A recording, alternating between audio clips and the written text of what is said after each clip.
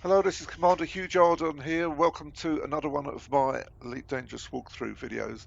This one's how to kill a load of Thargoids. It's aimed at people with access to engineers and guardian stuff.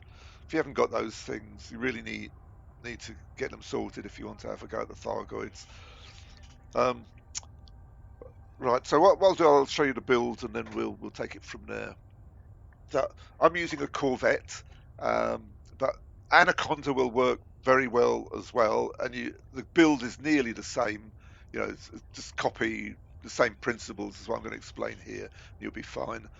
I think the Anaconda has much better weapons layout and better convergence. So you gain there, but I can't remember whether it's the hull or the shields. One of those works out about 15% less, I think it is, than the Corvette.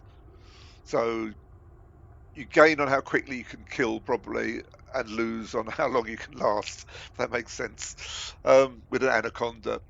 Uh, right. So let's go through the main things. First of all, you need to fill up with hull reinforcements, all with heavy duty deep plating. That's your main protection. Um, then you need as stronger raw shields as you can get. So in that case, I'm using a prismatic shield with reinforced high capacity, and then a whole load of heavy duty uh, shield boosters with supercapacitors. Um, so that's your main defenses, but also you need down here. I've got two.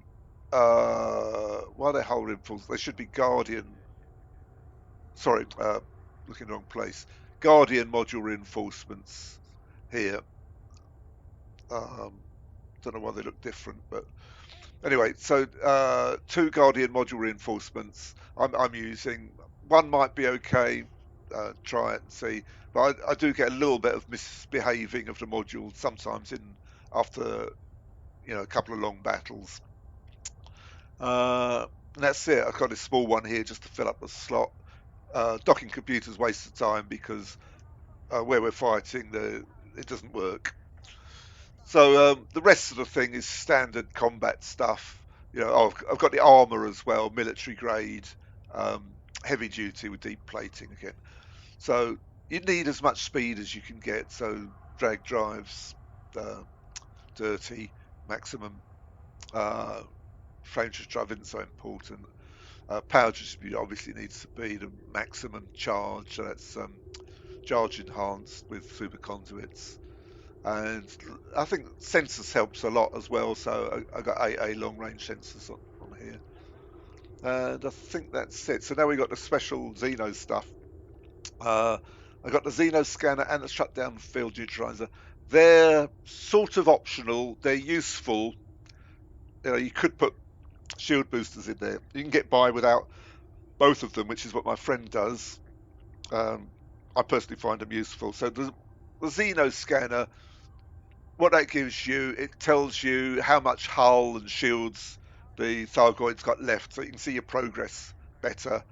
And it also tells you what type of scouts are around, so you can do the regenerators and inciters, whatever first.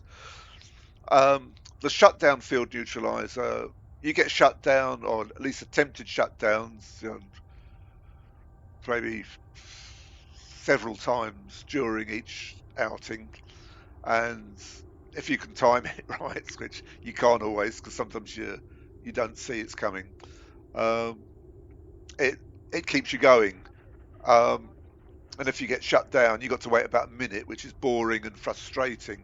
You don't take too much damage usually, so it it's not good from a practical point of view. But I just find I think the shutdown is it's just such a waste of time. It just does my head in. So I have it.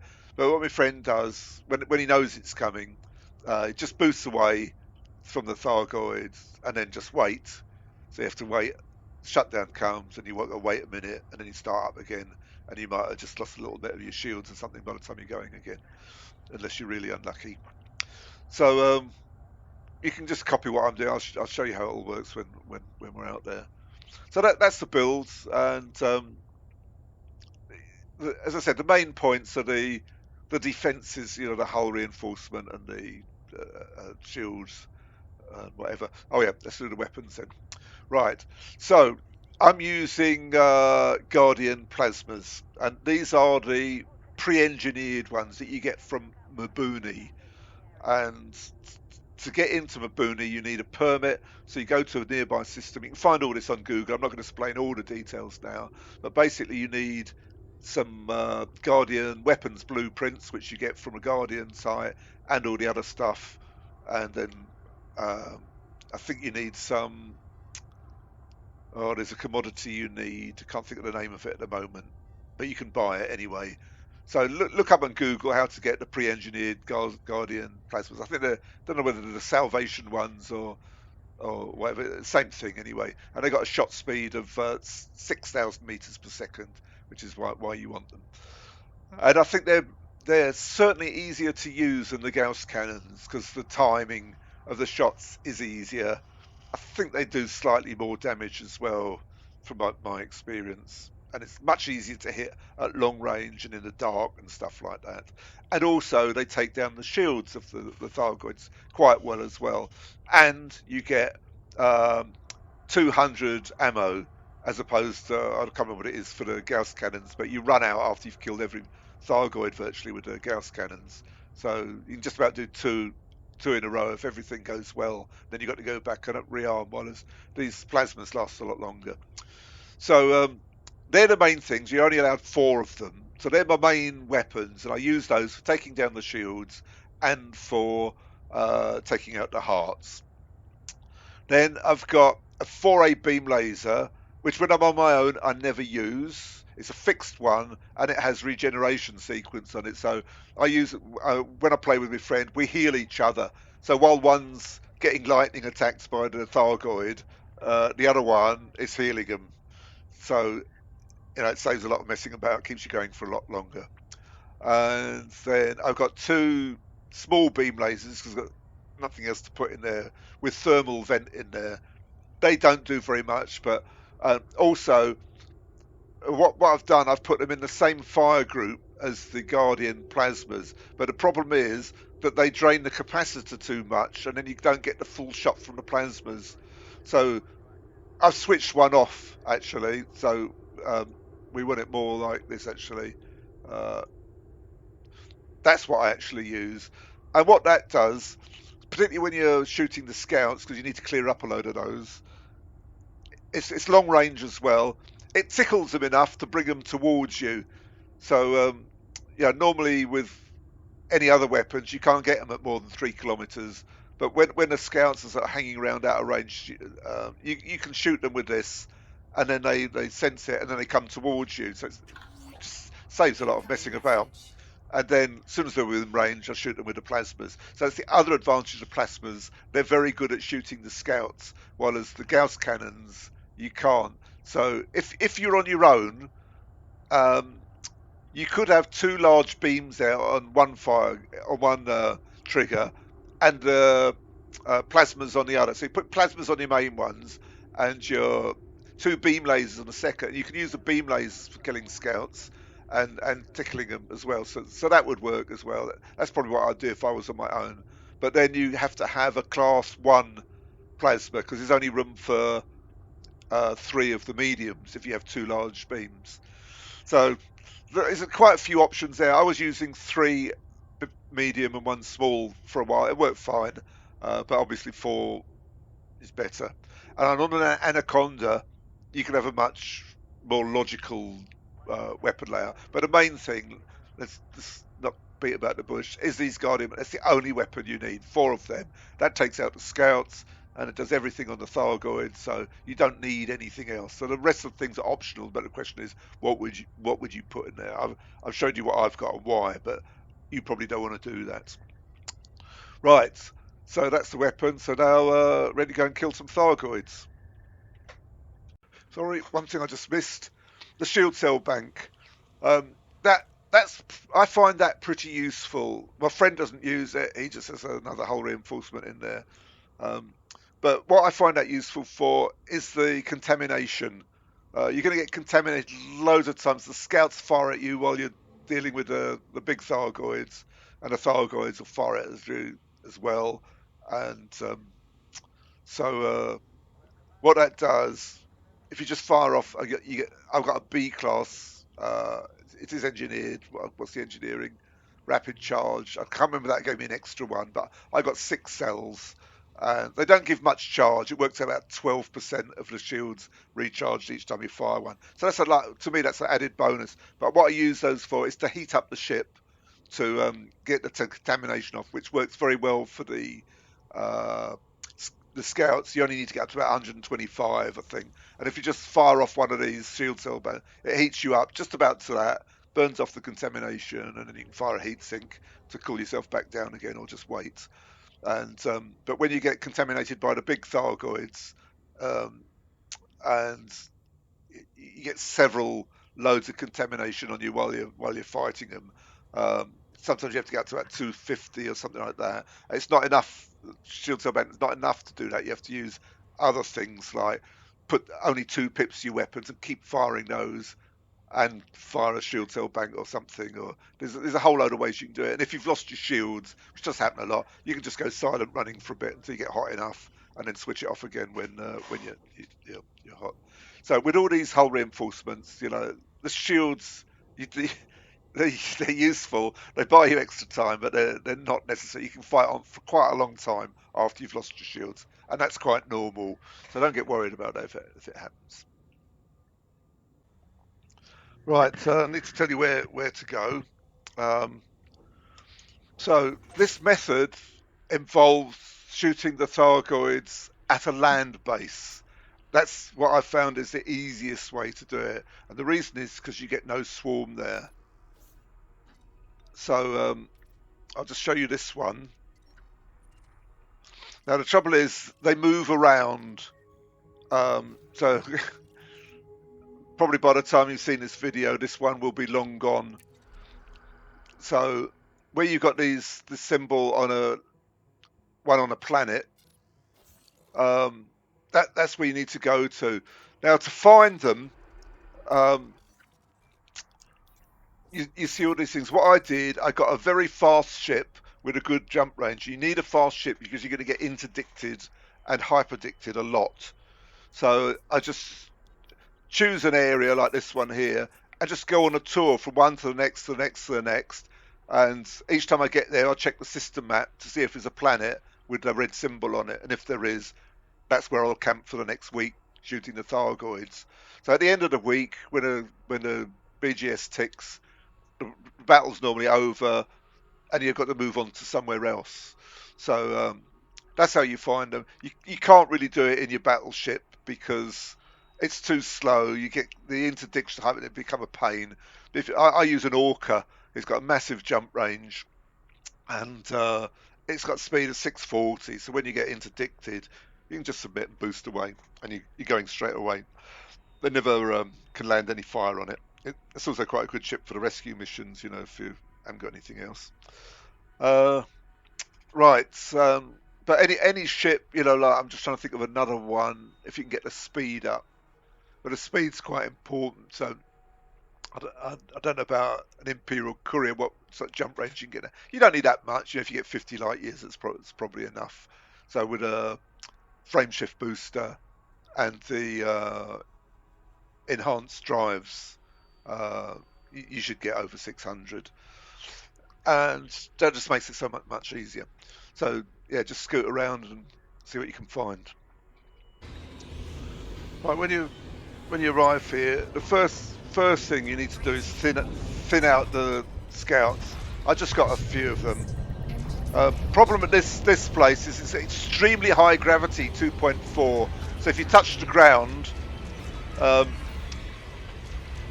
you take a lot of damage to your shields, well, to your hull as well.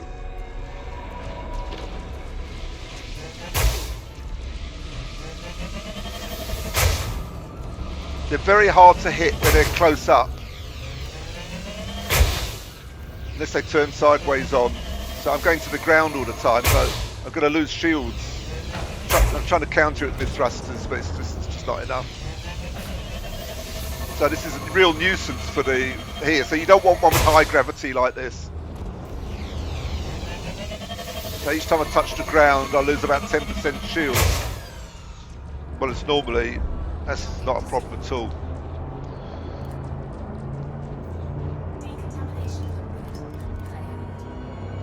See if I can get up a bit.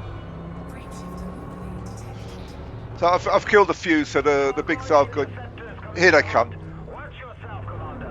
So you get that message, and what you've got to watch out now for is the shutdown field. So I'm just going to put 4 pips to systems ready for it, and you'll get a message on the screen about the shutdown. So I can see him on the radar now. So you want no more than about 0.3 gravity. This is 2.4, which is too high. There's the energy surge. So just hold down the wait a couple of seconds, then hold down the field neutralizer button, and then you're ready to go and shoot some. Now I hope they're not going to be too close to the ground. They do look like they're below me, to be honest. So there's one, and there's the other one. That one looks a little bit dark. No, they both look the same. So you keep getting this message frame shifting on. It's not a problem. The only thing you mustn't see is that field thing. So we need it. We need him to come out a bit. Can I get that scout?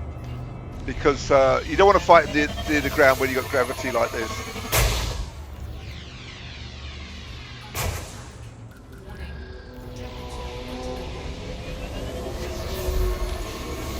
And when you're pointing towards the ground, your guns start waving. There's energy serve again, so I've got to put my 4 pips back and hold down the button again. There's another one come. So this is gone. So there's one up above me, good. So let's take him. So just start shooting. Is it the ground? I'm going to hit the ground. This is going to be a bit of a nuisance.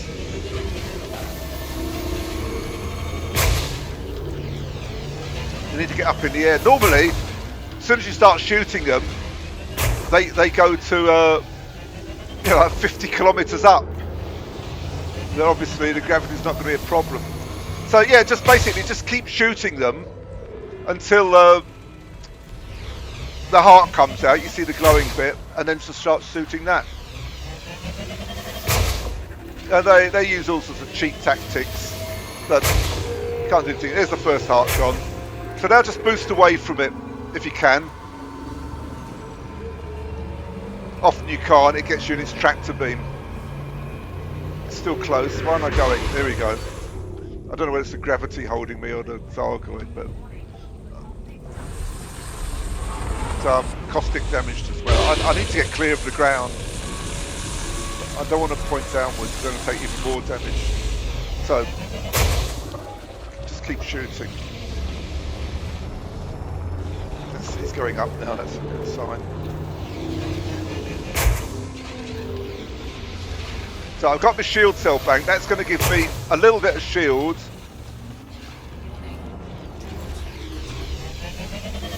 I forgot to use it to burn off the caustic. So they know, don't they, that they're about this gravity, they're using it to their advantage.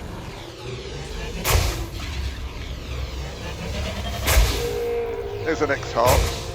Let's see if we can get away. Right, this time I should be able to get away. So 4 pips to engines. Oh, I've got my landing gear down, no wonder. Idiot. So I've boosted away now, and he'll fight. After the second heart, you get the caustic missiles. So just keep going. And hopefully he'll chase after me to get away from the ground. So I'm going to use the shield cell bank now to burn off that caustic. There you go, that's gone. Now a heat sink to cool myself down. Right, the caustic missile's expired now, so I can go and chase him down again. So we've got 2 hearts. You can see it's pretty easy, just like shooting an NPC. But I have got this difficulty of the the gravity. So what's the height? 5 kilometers. So here he comes.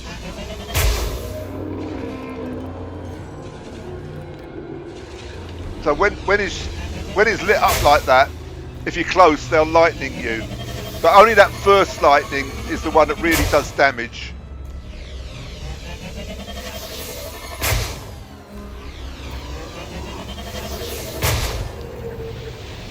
Yeah, the plasma, it charges up while you hold the trigger, and then it fires when you let go. So here's a lightning, but you see it's much shorter. Oh no, it's having another go. But we got plenty. You know, even when the shields are gone, it's we'll be okay. That's another heart. Now, if you're lucky, sometimes you can see it. Another quick shot in succession after that third heart can take them down. So again, I'm going to boost away because I know a caustic missile's coming. And you'll see it on the radar. Oh, I'm going to shut down. Oh, too late. So there's the shutdown field. Because I was busy talking, I missed it. But I had boosted, so I'm now going away at 300 meters per second. So I should be all right. But yeah, it looks like I'm starting to head towards the ground. That's the only thing.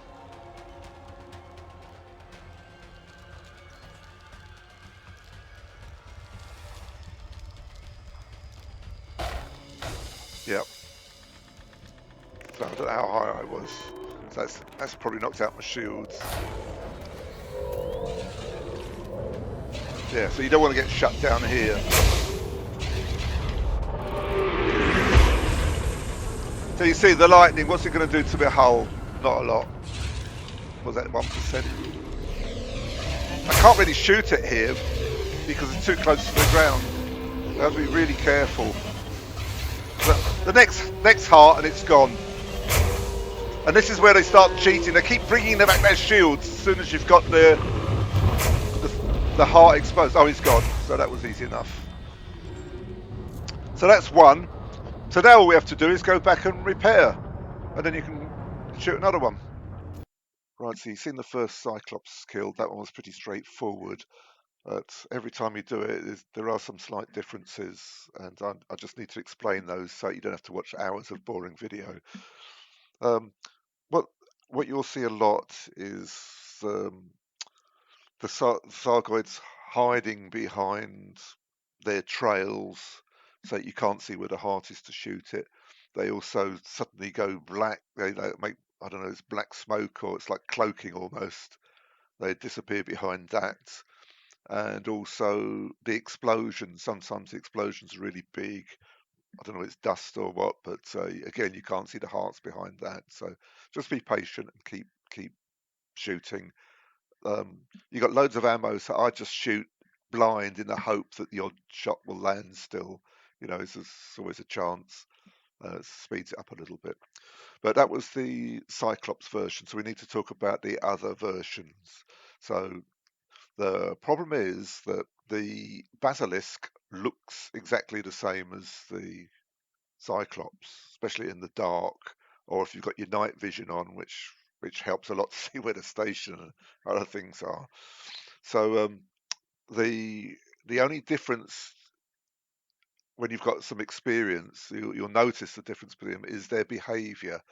Of course, the basilisk is a lot faster, so it scoots around the sky a bit, and you find it's out of range a lot of the time, while as the cyclops normally more or less stay in range. They do go out sometimes, but the basilisk mysteriously seems to just one moment it's there, next moment it's out of range, and everything looks the same, but you can't shoot it.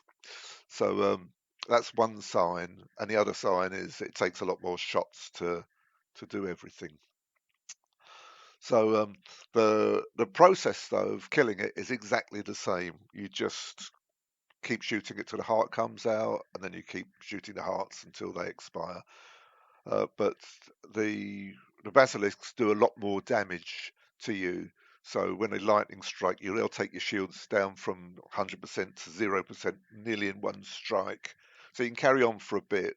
But when you get down to about 60% hull, which won't be long after that, is the time you should think to head back to for repairs.